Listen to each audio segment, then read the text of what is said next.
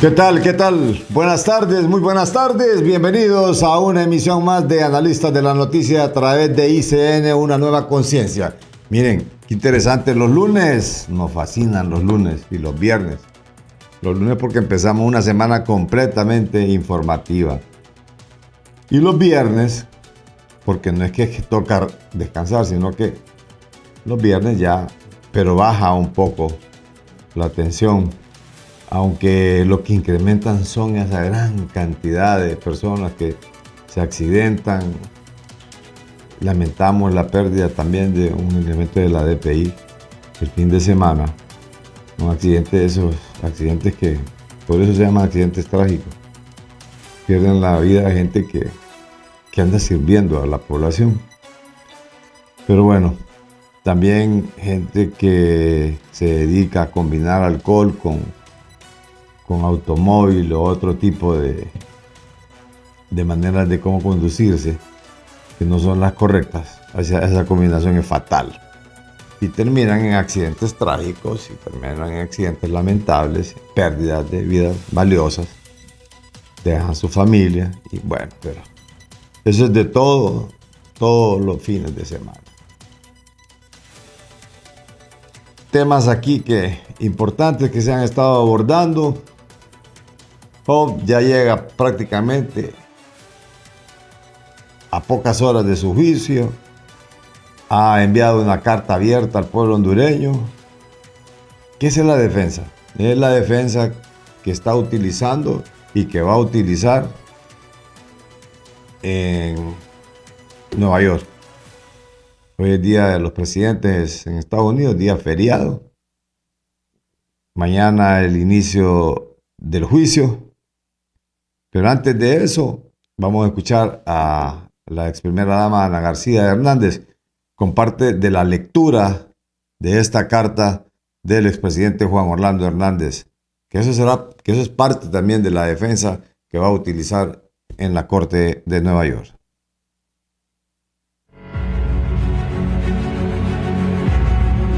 Hoy quiero compartir con todo el pueblo hondureño una carta pública que Juan Orlando les ha hecho llegar con un importante mensaje. Carta pública al pueblo hondureño. Juan Orlando Hernández. Hago un llamado al pueblo de Honduras. Reitero a mi nación, así como al mundo entero, soy inocente. Soy víctima de una venganza y una conspiración por parte de los grupos del crimen organizado y enemigos políticos. Manifiesto que los altos funcionarios de Estados Unidos que sirvieron en la época en que yo me desempeñé como presidente del Congreso Nacional del 2010 al 2014 y presidente de Honduras del 2014 al 2022, son conocedores de nuestra lucha y nuestras acciones contra el narcotráfico, crimen organizado y la violencia que desangraba a Honduras y generaba luto y dolor como nunca a nuestro pueblo. Esta misma lucha y acciones son prueba contundente que contradice totalmente la teoría de las acusaciones formuladas contra mí en el Distrito Sur de Nueva York, en la que se me acusa de proteger y apoyar al narcotráfico. Señalo, esas acusaciones son falsas e injustas, llenas de mentiras construidas de manera novelesca, en base al testimonio de colaboradores, todos narcotraficantes confesos con acuerdos de negociación con la Fiscalía del Distrito Sur.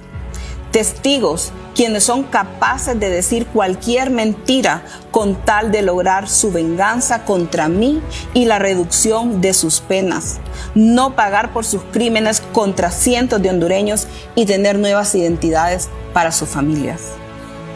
El pueblo hondureño, al igual que las agencias e instituciones de Estados Unidos, saben que junto a hondureños comprometidos impulsamos y logramos un sistema de instrumentos contra el narcotráfico, en los que se destacan la reforma constitucional para la extradición, la ley de incautación de bienes de origen ilícito, la ley contra el lavado de activos, la reforma policial, la ley de protección a los espacios aéreos, la creación de la Policía Militar del Orden Público, la creación de la Agencia Técnica de Investigación Criminal ATIC y la Ley de Seguridad Poblacional, que creó un impuesto especial para fortalecer las instituciones de seguridad y justicia en Honduras.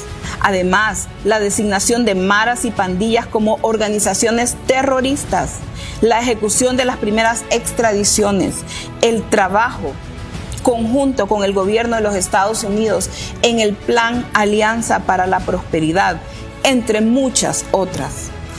Todas estas acciones fueron producto de un trabajo conjunto y coordinado de operaciones y acuerdos de entendimiento, planes que fueron conocidos al más alto nivel del gobierno de los Estados Unidos, como ser el actual presidente de los Estados Unidos, Joe Biden, antes vicepresidente, los altos funcionarios del Departamento de Estado, embajadores y funcionarios de Estados Unidos en Honduras, los altos mandos de generales y almirantes del Comando Sur, el alto liderazgo de la CIA, altos funcionarios del Departamento de Defensa, del Departamento de Justicia, de la DEA, INL, DHS, entre otros.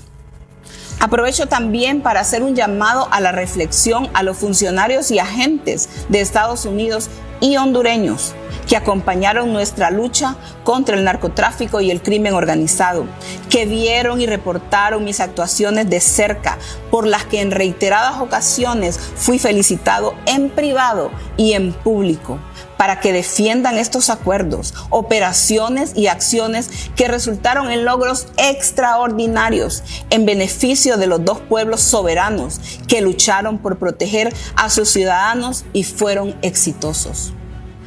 Cada día estoy más convencido que estas terribles acusaciones que hoy de manera injusta me tienen recluido en una cárcel en Estados Unidos, lejos de mi familia, mi patria, se originaron en una venganza de narcotraficantes que vieron sus imperios de terror destruidos por nuestras acciones. A su vez, estas acusaciones fueron aprovechadas por políticos tanto en Honduras como en Estados Unidos para impulsar sus agendas ideológicas, utilizando a la Fiscalía del Distrito Sur de Nueva York como un instrumento de asesinato político a mi persona que destruye el nombre y la imagen también de las instituciones hondureñas. Reflexiono de no haber ejecutado estas grandes y valientes acciones que beneficiaron a millones de hondureños, acciones contra el narcotráfico, crimen organizado, para destruir sus imperios del mal, yo no hubiera sido acusado, ni extraditado, ni hubiera sido sacado de la peor manera de mi país, negociado y perseguido por sectores políticos. Seguramente el narcotráfico seguiría de fiesta, sus imperios florecientes en Honduras.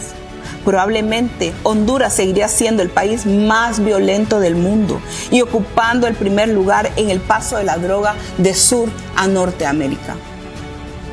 Con este manifiesto declaro que lucharé por esta verdad hasta las últimas consecuencias, porque de por medio no solo está mi vida, mi nombre y mi libertad, sino el de mi familia, el de mi equipo y compañeros que acuerparon esta lucha, el nombre de Honduras que ha sido dañado por todas estas mentiras. Por ello, humildemente, pero con contundencia, valentía y un alto sentido de responsabilidad, pido a los buenos hondureños que me acompañen y me ayuden a defender esta verdad. Les aseguro que a pesar de todo lo que nos han hecho, me han quitado nuestra libertad, nuestro patrimonio, nos han separado, nos han humillado, escarnecido, exhibido como trofeo y tratado como un prisionero de guerra. Han dicho las peores mentiras sobre nosotros, las más horribles campañas de odio. Nos han tratado de la peor manera, nos han causado un tremendo daño emocional, moral y psicológico a mi esposa, a mis hijos, mi madre, mi familia. A pesar de todo lo que nos han hecho y que no acabaría de contar, a todo lo que nos han sometido, todo el sufrimiento, a pesar de todo esto, le digo a mi patria, a mis compatriotas, si me tocara hacerlo, si me tocara tomar las mismas decisiones, las volvería a tomar, lo volvería a hacer, porque el luto, el terror y la venganza y la desesperanza ya no eran tolerables en Honduras. Por eso concluyo, lo volvería a hacer. Lo que hicimos ha sido bueno para Honduras y para los Estados Unidos. Por eso les pido, acompáñenme a defender la verdad, que no es solamente mi verdad y la de mi equipo, sino también la verdad de Honduras.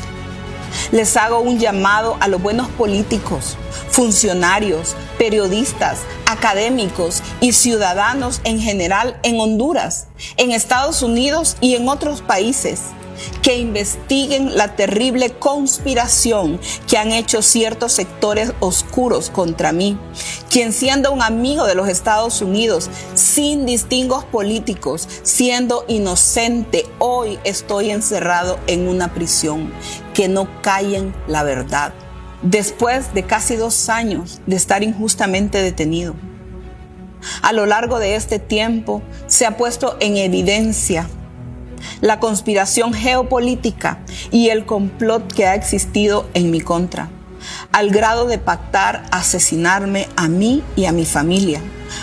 Como me he dado cuenta en un informe del FBI que nunca me fue informado y que puse en conocimiento al juez. ¿Cómo es posible que se haya ocultado en la investigación esta información? ¿Cómo es posible que la misma DEA haya infiltrado a un informante y colaborador, quien haciéndose pasar como rabino buscó en todo momento perjudicarme, manipular la defensa? Esto con conocimiento de la DEA y los fiscales. A estos escenarios me estoy enfrentando, como la entrega tardía de la información fuera de los plazos establecidos por el juez Castel, la entrega de un Discovery infectado con malware, como lo dijo la abogada Emma Greenwood, designada por el tribunal, la negación de la programación de la audiencia y del cambio de abogado, aún a sabiendas que la Fiscalía, a pocos días del juicio, continuó entregando información. Además de ello, la defensa solicitó al juez por 3 veces un aplazamiento de por lo menos 90 a 180 días para proteger mis derechos al debido proceso y a la asistencia efectiva de un abogado, porque expresé al juez la falta de confianza en mi equipo de defensa, petición que fue denegada por el juez, conociendo que el abogado Renato Stabile había sido recientemente nombrado y requería un plazo mayor para prepararse efectivamente y proteger mis derechos. Todas las restricciones impuestas para usar información de mis propios recuerdos, mis propias vivencias como presidente del Congreso Nacional y presidente de Honduras, que ahora el gobierno de los Estados Unidos considera información clasificada y quiere limitar su uso, por ser información que comprueba todas mis actuaciones exitosas de combate al narcotráfico, que de manera soberana emprendimos en conjunto con diferentes actores del gobierno de los Estados Unidos. Todo esto me causa un enorme perjuicio, una indefensión, porque no estoy siendo sometido a un juicio justo, sino que a un juicio donde la Fiscalía tiene un innumerable equipo de personas y cantidad de recursos ilimitados para hacer esta acusación. Y en cambio, los infiltrados en mi defensa junto a otros colaboradores de la DEA bloquearon toda posibilidad para que mi familia en Honduras pudiese recolectar fondos para pagar los gastos de mi defensa. Es una enorme y terrible indefensión. Edmund Burke dice: lo único que se necesita para que el mal triunfe es que los hombres buenos no hagan nada. Pero yo tengo fe que la justicia prevalecerá, porque como dice la Biblia en el libro de Santiago 1:12 y en el libro de Juan 8:32, bienaventurado el hombre que persevera bajo la prueba, porque una vez que ha sido aprobado, recibirá la corona de la vida que el Señor ha prometido a los que le aman. y conoceréis la verdad, y la verdad os hará libres. Les ruego que oren por mí para que la verdad prevalezca, porque estoy preso siendo inocente. Juan Orlando Hernández Alvarado, expresidente de Honduras. Bien, esos son los argumentos del expresidente Juan Orlando Hernández en voz de la ex primera dama Ana García de Hernández. Al retorno, un análisis sobre esta carta y qué es lo que va a ocurrir mañana al dar inicio a este juicio. Al retorno.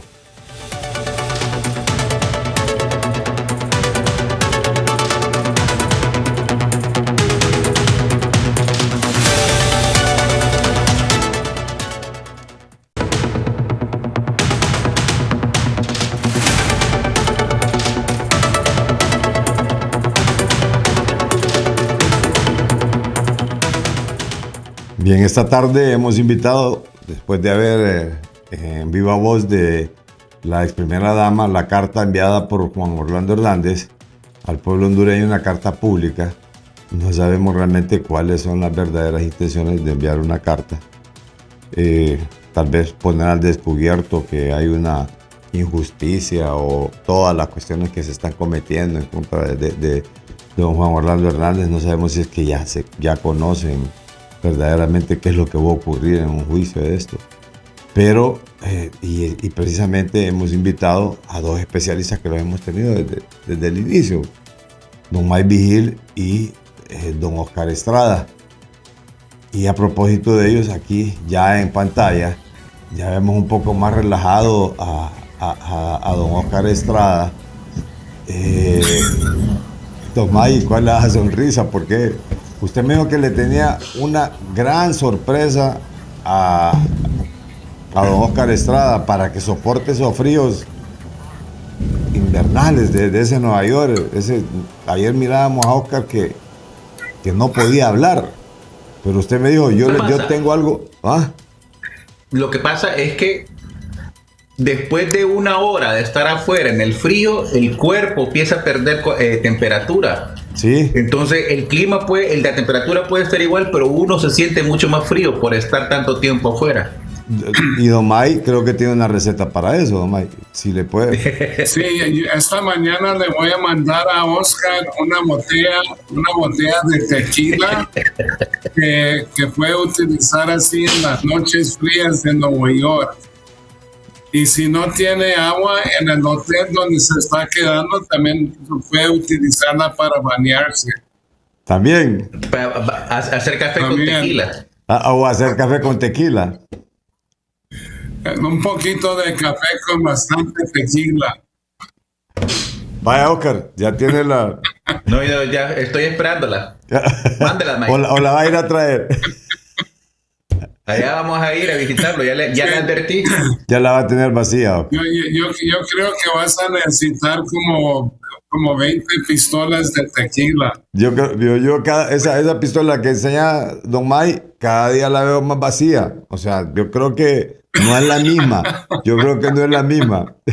¿Ah? Bien. Gracias a ambos por estar aquí siempre fieles analistas de la noticia. Se ha producido esta carta por parte de don Juan Orlando Hernández. ¿Qué interpretación le pueden dar? Vamos a comenzar esta vez con don Oscar Estrada. Bueno, creo que, primero me alegra poder estar conversando hoy con don Mike, porque ayer había muchas temas que hubiera querido poder tratar anoche, pero por lo corto del tiempo realmente fue imposible poder conversarlo. La carta huele a un reconocimiento de lo que será el final del caso, ¿no? Lo que será el final del juicio. Seguramente han evaluado las perspectivas que puedan tener y se ve que toda el proceso realmente lo tiene muy difícil y será un milagro si logra salir absuelto de estos cargos, ¿no? Por las mismas condiciones kafkianas en que se componen ese tipo de juicios realmente, o sea, sin juzgar si es o no culpable, si hizo o no lo que hizo, ¿no? El entresijo del sistema judicial federal de Estados Unidos realmente hace sumamente difícil que a esta altura alguien pueda lograr defenderse de una manera exitosa, ¿no? Entonces, la carta la escucho yo con un poco con ese tono de, pues, decir lo que ha venido diciendo siempre, ¿no? De la conspiración, de la geopolítica, de que hizo lo que tenía que hacer y que no se arrepiente y todo eso que ha venido diciendo, ¿no? Y de alguna forma nos deja entre líneas ya también saber cuál será el resultado que tendrá, ¿no? Entonces, yo tengo que reconocerle de que es alguien que ha estado dispuesto a luchar con su argumento, con su narrativa hasta el final, ¿no? Y hasta el final se va a ir con ella. Queda ya el juicio ahora para que los que estamos interesados en estudiar esta problemática a profundidad podamos evaluar qué pasó en el país durante ese tiempo de manera objetiva, cómo se ha construido ese Estado, cómo sigue firme, sigue vigente, ¿no? Más que culpar a personas o individuos, ¿no? Yo creo que los hombres y las mujeres somos hijos de nuestra época y respondemos más a condiciones ambientales, sociales, culturales, políticas, que nos hacen actuar como hemos actuado, ¿no? Entonces, eso espero yo ahorita ya con el proceso, a la medida que se vaya desarrollando, poder ver, poder evaluar todo eso y sacar ya un estudio más profundo de qué significa este caso para Honduras. Creo que las implicaciones, las consecuencias en el país y las consecuencias en Centroamérica, incluso para la misma política exterior norteamericana, la misma política de colaboración norteamericana, van a ser enormes, ¿no? Va a ser un reto luego para las agencias reconstruirse después de este juicio, después que muestre también la relación, y definitivamente para el país en la política a nivel de los partidos. El Partido Nacional obviamente muy golpeado, pero también el Partido Libre de Gobierno, que no dudo va a salir también a escena en uno de estas acusaciones de conspiración y toda cuestión que está levantando el señor Juan Orlando Hernández. ¿Va a salir salpicado, Oscar? Yo creo que es que si viste ayer la entrevista que sacó Edgardo Melgar, que le hizo a Juan Orlando, que me parece bastante interesante, ¿no? Bastante lúcida en cómo desde hace 5 años se viene construyendo también esa narrativa, y en ella es muy clara, y él está señalando de que esta es una conspiración de lo que hemos escuchado siempre, de los narcotraficantes, confesos, bla, bla, bla, y toda esta cosa, pero también está señalando al Partido Libre, está señalando al partido de oposición en aquel momento y ahora el partido de gobierno como ser actor, ¿no? Artífice también de esa conspiración, que yo no creo que sea así, tengo que decir, pero en un ambiente tan polarizado y tan complejo como es el ambiente político hondureño, realmente es caldo para desvirtuar mucha información. Correcto. Vamos a escuchar la opinión de don Mike Vigil en relación a esto de la carta también. Don Mike. Bueno, Carlos, yo lo miro que se trata de dos cosas. Esa carta y lo que ha dicho la ex primera dama, la defensa, tratan de conservar una imagen de inocencia, proteger la imagen de la familia Hernández adelante de la ciudadanía hondureña. Y aparte de eso, como dice Oscar, esto va a ser su defensa, que es inocente, que él tenía buenas relaciones con la DEA, con el Comando Sur, con Donald Trump, pero yo creo que también la van a utilizar al final del juicio. Yo estoy seguro que lo van a dejar culpable y cuando lo hayan culpable, le van a decir al pueblo que esto fue un complot que no pudieron manejar, un complot político. Solo que van a salir con otras cosas diciendo que esto no pudieron tener éxito y comprobar su inocencia porque el sistema de justicia de los Estados Unidos estaba contra de ellos, que no es. Y siempre han dicho que aquí en los Estados Unidos no se va a hacer una acusación formal si no hay pruebas contundentes, especialmente contra de un exmandatario. Pero esto es una utilización de los medios de comunicación para tratar de decirle al pueblo día por día que es inocente y saben perfectamente bien cómo utilizar la prensa para decir eso día tras día tras día hasta que la gente vaya creyendo que Juan Orlando Hernández es inocente. Solo que es una táctica de propaganda y no tienen otra defensa, sino que los testigos contra de él son narcotraficantes que se quieren vengar, que esto es una complota política. Esto se trata solamente de lo que se llama la justicia. Y aparte de eso, él dice que es inocente, que siempre ha luchado para el país, pero no dice que durante su época, que Honduras era uno de los países más violentos, especialmente en América Latina. Y luego ahora también hay que hablar de lo que está sucediendo en Honduras.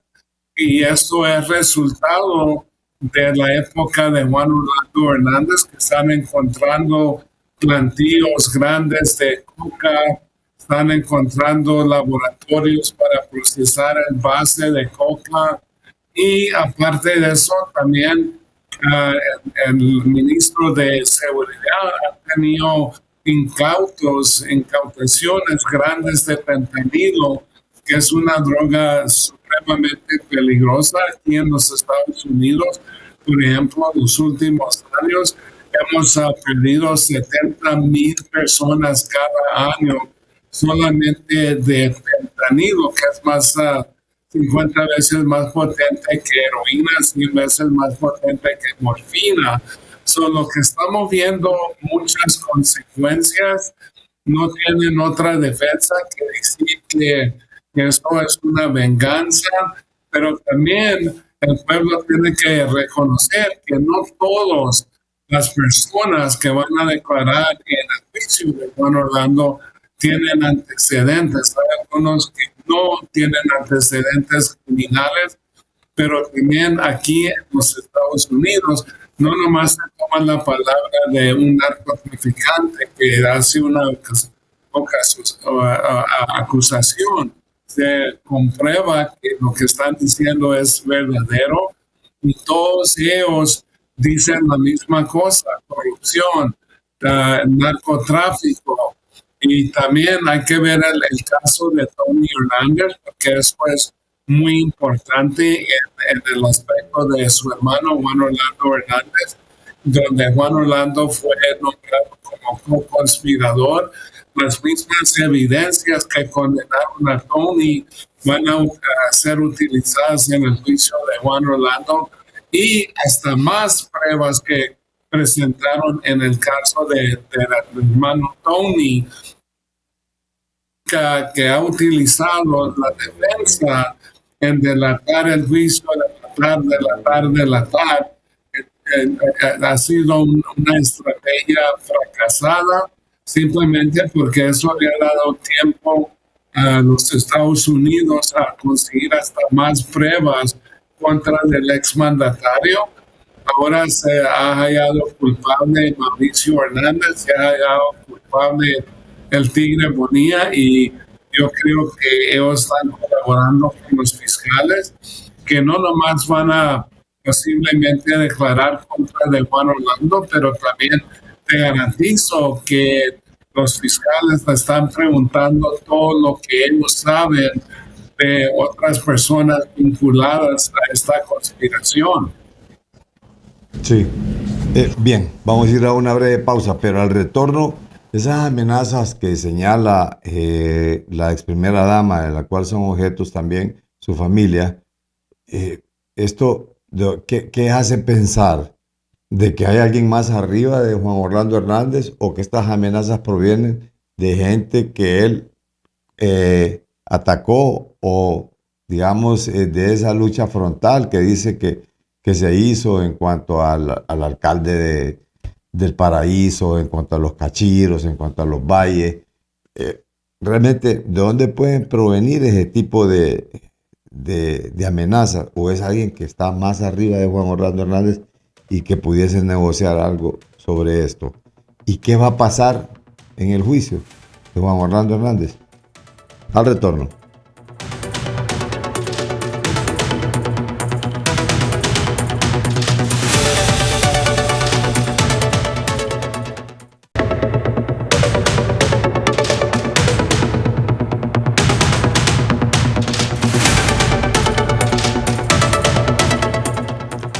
Bien, retomamos este análisis con don Mike Vigil y don Oscar Estrada. A pocas horas del juicio de Juan Orlando Hernández, estas denuncias que hace la ex primera dama y que las ha venido haciendo, dice que no se le han hecho caso y que habían estado ya ahí dentro de las quejas que se le han puesto a la fiscalía, es precisamente ese tipo de amenazas de muerte a la familia. ¿De dónde? De la gente que él entregó, o es que hay alguien que pudiese estar arriba, don May? Y me gustaría también que Oscar dice que se le han quedado varias preguntas también en el tintero y que le gustaría compartir o intercambiar con don May Vigil alguna conversación. Aquí lo pueden hacer abiertamente y aquí hay el espacio correspondiente. Don May. Bueno, ha escuchado que dice que han amenazado a la familia de Juan Orlando Hernández. Entonces yo creo que si eran personas que él entregó, ya nos fueran amenazados hace tiempo pasado. Ya hace como 2 años que fue extraditado Juan Orlando Hernández. Entonces no sé si lo que están diciendo es verdadero, no se ha comprobado, nada más se ha dicho que nos están amenazando. Y si en realidad es verdadero, yo en mi opinión tuviera que decir que posiblemente son personas vinculadas con Juan Orlando que tienen miedo que Juan Orlando va a colaborar o que va a dar nombres. Solo que eso, en realidad, Carlos, es mi opinión. Sí. Oscar. Mira, yo creo que toda amenaza de este tipo hay que tomarla en serio. Yo creo que no podemos realmente ser irresponsable y quitarle validez. Creo que las autoridades hondureñas o respectivas tienen que proceder a investigar qué es lo que está ocurriendo, porque sería lamentable realmente que en este ambiente pasara algo contra la familia, realmente generaría una crisis para el gobierno de Honduras un poco complicada de poder manejar. Entonces yo diría, hay que tomarla muy en serio, hay que cuidar que nada ocurra por el bien del país. Creo que en el caso de Juan Orlando Hernández, lo que yo me temo, ¿no?, es que hay un esfuerzo por varias personas y autoridades de señalar que este es el final de la madeja, ¿no? Y que encerrando a Juan Orlando Hernández cerramos el capítulo del narcoestado, cerramos el capítulo de la penetración del narcotráfico en las estructuras políticas y económicas del país, y nada más lejos de la realidad que eso, ¿no?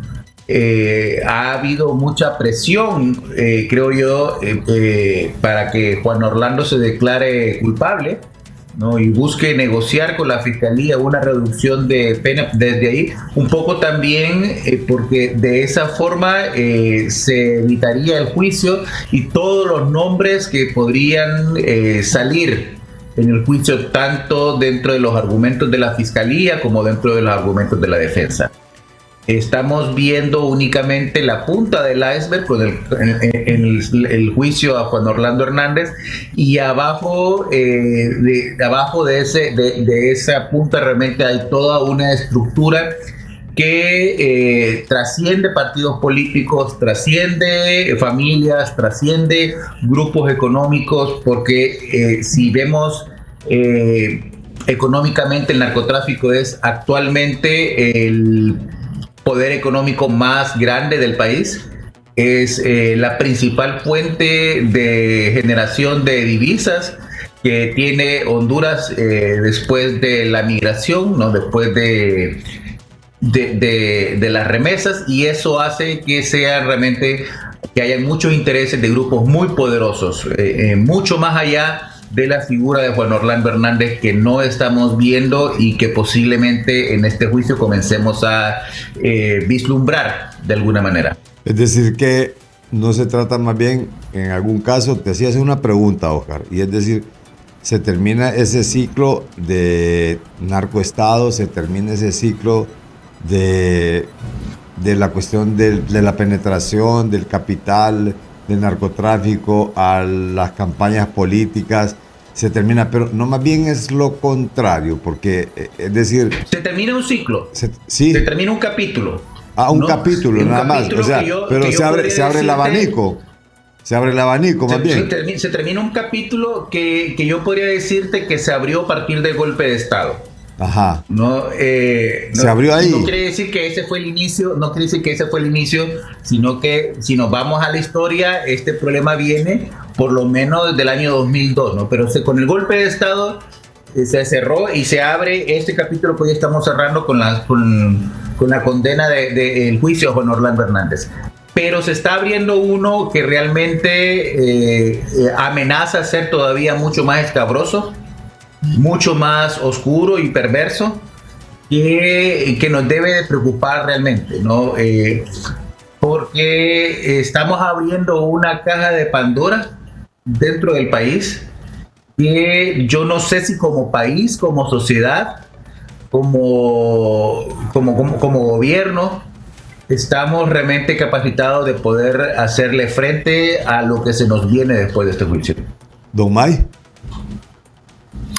Sí, estoy de acuerdo con Oscar, pero también quería decir sobre hablar de las amenazas de la familia. También es importante, porque si yo estuviera amenazado, yo estuviera tomando un perfil mucho más bajo, pero miro a la ex primera dama dando entrevistas a muchos canales de prensa, de televisión en Honduras, anda libremente, yo no miro ninguna seguridad que la sigue o la está protegiendo en Honduras, solo que eso yo tengo dudas de estas amenazas. Obviamente, como dice Oscar, tienen que proteger a la familia. Como están en Honduras, eso le cae a las fuerzas de seguridad. Pero esta época de Juan Orlando Hernández fue una época muy fuerte para Honduras porque en realidad convirtió a Honduras a un narcoestado, corrompiendo a muchos políticos, no nomás miembros de su partido, pero también a empresarios, a personas que movían policías, por ejemplo, militares, miembros del sistema de justicia. Y entonces mucha gente, Carlos, dice que se oponen a este tratado de extradición. Pero esto para mí es muy importante. Se ha comprobado que funciona porque quitas a un narcotraficante de su infraestructura criminal donde ya no pueden sobornar, ya no pueden amenazar. Como dijo Pablo Escobar en una ocasión, yo prefiero una tumba en Colombia que una cárcel en los Estados Unidos, y por eso muchos teman estos tratados de extradición. Y sabes perfectamente bien que en la época de Pablo Escobar fueron en una guerra contra el gobierno colombiano peleando el tratado de extradición, porque eso es lo que teman más que nada, solo que funciona. Y ojalá que sigamos adelante si hay más acusaciones formales, que sigue Honduras con el tratado de extradición. Es decir, que puede renunciar al mismo, temo, puede denunciar al mismo. ¿Sí, Oscar? Carlos, mira, yo lo que temo es que no vaya a pasar lo que pasó en Guatemala. O sea, con la CICIG en Guatemala, realmente hubo un gran esfuerzo por la comunidad internacional de procesar estas mafias que estaban inquistadas en el Estado. Se encarceló al presidente Otto Pérez Molina, ¿no? Y lejos de destruir las mafias, lo que ocurrió fue el efecto contrario. Las mafias se atrincheraron más, se cerraron más, se afianzaron más al poder, y eso ha hecho que ahorita tengamos pues un gobierno realmente bajo ataque de las estructuras formales del Estado a través de este control de las mafias, ¿no? En el caso de Juan Orlando y la lucha contra el narcotráfico, obviamente es una guerra que trasciende fronteras, pero el principal, el objetivo de esto son objetivos de geopolíticos, estratégicos y de seguridad, ¿no? Y judiciales también de los Estados Unidos. Estados Unidos lo está viendo desde sus intereses, desde sus preocupaciones que tiene como sociedad legítimos, pero no sé si estamos midiendo lo que va a ocurrir en el país cuando estas estructuras políticas realmente sientan que mantener esta relación con Estados Unidos les afecta, que ya nadie de ellos está realmente seguro, lejos de abrirse a la institucionalidad, al control democrático, que es lo que hemos estado buscando también. Temo que se va a cerrar. Sí. Entonces, ¿pudiese denunciarse a este tratado de extradición el Estado hondureño? Por eso, ¿habrán algunos movimientos en la Corte Suprema de Justicia con todo esto del orden de precedencia? Obviamente, esta pregunta va orientada a nuestro compañero Oscar, pero también, don Mike, ¿qué pasará mañana en este juicio? ¿Cuáles son las expectativas? Porque aquí se ha hablado mucho de que aquí no es una información que es clasificada, pero en Estados Unidos sí. Podría tambalearse algunas instituciones en los Estados Unidos debido a alguna información que pudiese revelar el expresidente Juan Orlando Hernández. Esto al retorno, después de esta breve pausa.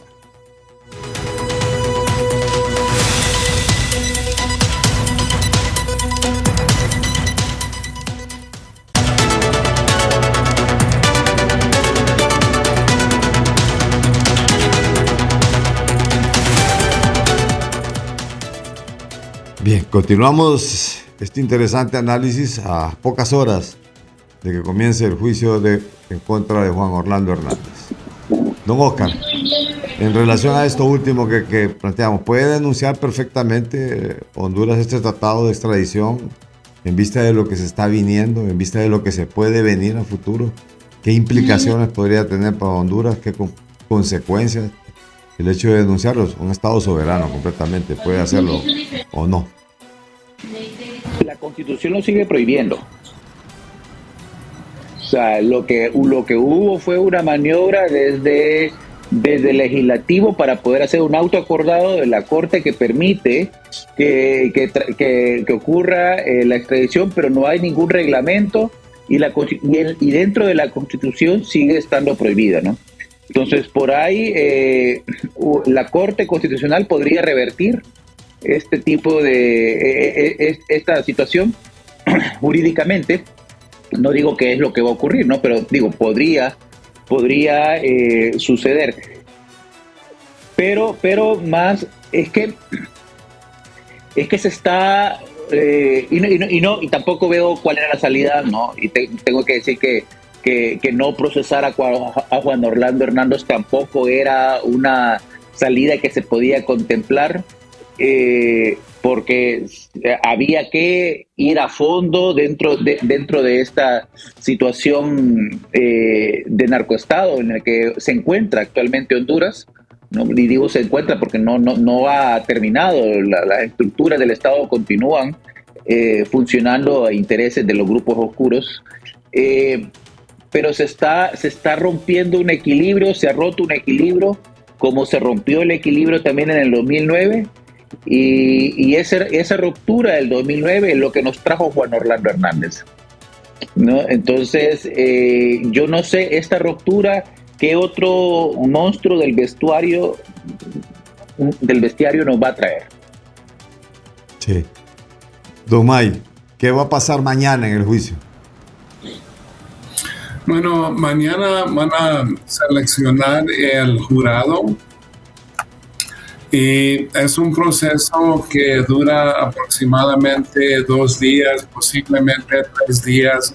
Todo depende de cuántos individuos van a solicitar para seleccionar ese jurado. Entonces van a estar los fiscales, van a estar los defensores, y luego normalmente en el lado de este sistema jurídico federal, yo creo que también va a estar el juez Castel participando en el proceso de seleccionar al jurado. Entonces, por ejemplo, la defensa y también los fiscales tienen unos desafíos, 2 desafíos que pueden utilizar. Uno por causa, que pueden decir yo no quiero a esta persona como miembro del jurado porque yo no creo que va a poder ser imparcial. Por ejemplo, descubrieron que tenía una persona, un miembro de la familia, que falleció de un consumo de droga ilegal, que posiblemente no va a ser imparcial, y lo quitan por causa. Entonces también tienen desafíos que aquí se llaman perentorios, que no necesitas tener causa para eliminar a una persona del jurado, nada más lo puedes quitar. Y los fiscales tienen 6 de esos desafíos y la defensa tiene 4 más, tienen 10. Entonces, ya después de seleccionar el jurado, va a ser una declaración inicial. Los fiscales federales, hablando del caso, hablando de posiblemente la investigación, y luego tiene oportunidad la defensa para hacer una declaración inicial, y luego de ahí comienzan a presentar la evidencia. Y Oscar y yo hemos dicho en el pasado que este juicio iba a durar aproximadamente 3 semanas a 4 o un mes, y eso ha sido confirmado por los fiscales federales, que dicen que piensan que este juicio va a durar aproximadamente 3 semanas. ¿Y va a haber acceso a la prensa, Oscar, mañana o no en este procedimiento que se hace de selección de... Yo no tengo muy claro, todo indica que no. Todo indica que no. Todo ¿verdad? indica realmente que la elección de jurado, y creo yo que si yo fuera el juez, querría realmente que se hiciera puerta cerrada. No, porque realmente la presencia de prensa, la presencia de curiosos va a contaminar el proceso, ¿no? Porque obviamente la mayoría de los curiosos que llegan ahí llegan ya con una posición ya construida, y el jurado no quiere que se sepa quién, el juez no quiere que se sepa quiénes son los jurados por protección también a su seguridad, ¿no? Ha habido casos en otro momento en la cual el jurado la seguridad del jurado se vulnera, y realmente un problema para los Estados Unidos, que pueda comenzar a haber presión o amenazas en cualquiera de los lados, porque hay intereses que quieren que Juan Orlando sea condenado, y hay intereses que quieren que Juan Orlando sea absuelto, y cualquiera de los dos puede presionar al jurado, y eso quieren evitarlo. Entonces lo más probable es que la elección de jurado sea a puerta cerrada. ¿Y qué experiencia le dice a don May? A partir del jueves, a partir del jueves sí va a ser público, ya cuando entre ya los argumentos iniciales, ahí sí ya eso es público. ¿Cuál es la experiencia que ha tenido don May en esto también? Es decir, lo mismo que está planteando Oscar, ¿no? Sí, totalmente, porque como dice Oscar, esto causara caos en ese proceso de seleccionar un jurado para el juicio de Juan Orlando Hernández, y yo nunca he visto que han permitido a la prensa entrar a ver a quién van a seleccionar, porque hacen preguntas así muy directas, y pudieran identificar también dónde viven miembros del jurado, y eso puede causar que vayan a ser amenazados. Solo que esto es un proceso que es cerrado.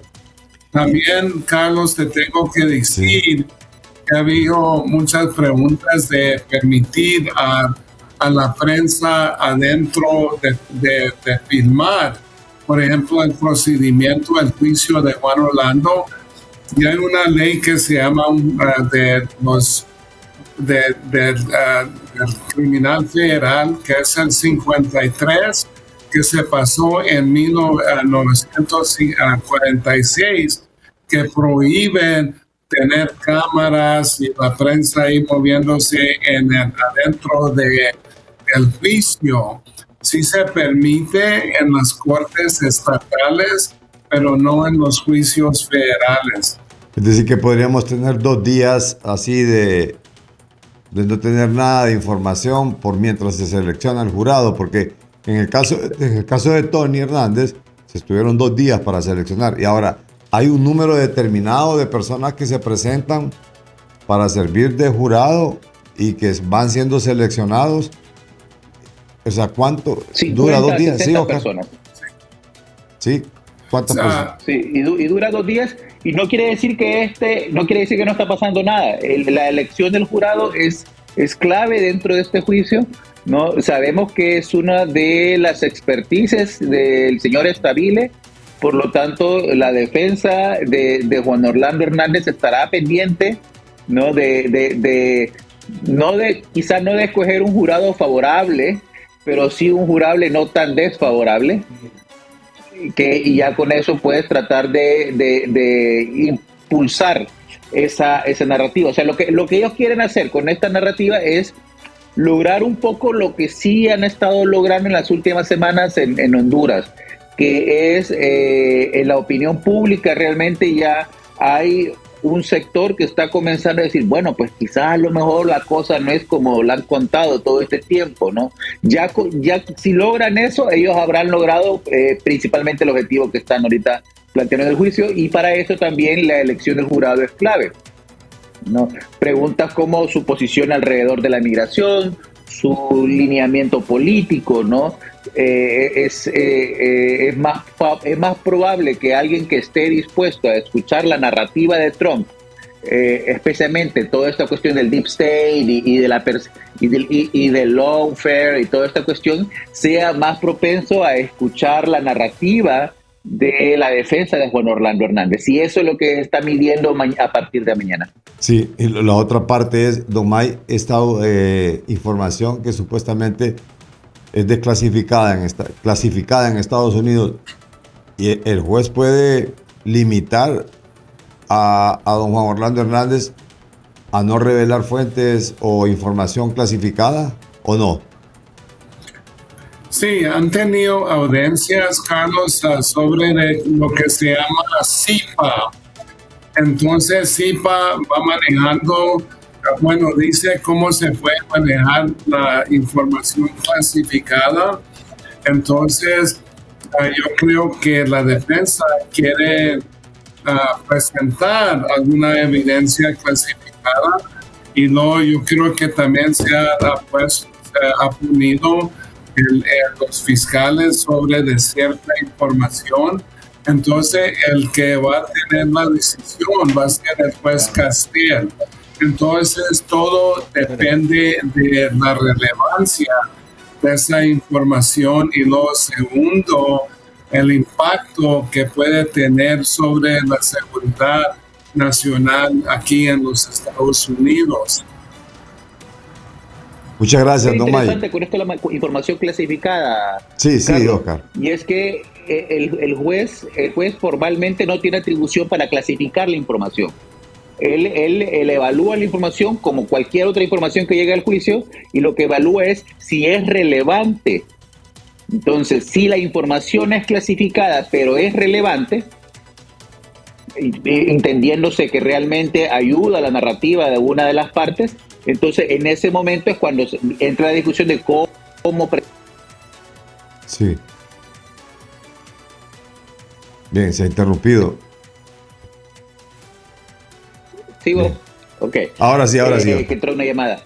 No, y si la información que está presentando clasificada no es relevante, especialmente si es como sobre testigos de carácter o información que pueda confundir al jurado o ponerlo cuestiones de seguridad en riesgo, es ahí donde el juez va a decir: esta información no se va a presentar, no se puede decir, por lo tanto el señor Hernández tampoco puede hacer mención de ella. ¿Cómo no?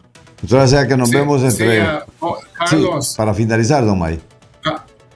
Sí, Carlos, se trata de esto también, que posiblemente le puedan dar cierta información, pero le van a quitar ciertas partes que no son relevantes y que son muy sensibles. Y últimamente eso es lo que ha estado haciendo los fiscales federales para prevenir una problema mayor ahí de que se va a divulgar información clasificada. También sobre de la jurado, Carlos, normalmente en este caso van a seleccionar como 70 personas de las listas de votantes en Nueva York. Esas personas las van a solicitar a una sala muy grande en la corte ahí en Nueva York, y ese es cuando van a comenzar a seleccionar. Normalmente es 50 individuos, pero yo creo que en este caso de Juan Orlando van a ser 70. ¿Cómo no? Muchas gracias a ambos. Yo creo que ya entre jueves y viernes ya tenemos con el refil del arma de May. Buenas tardes. Hasta aquí, analistas de la noticia.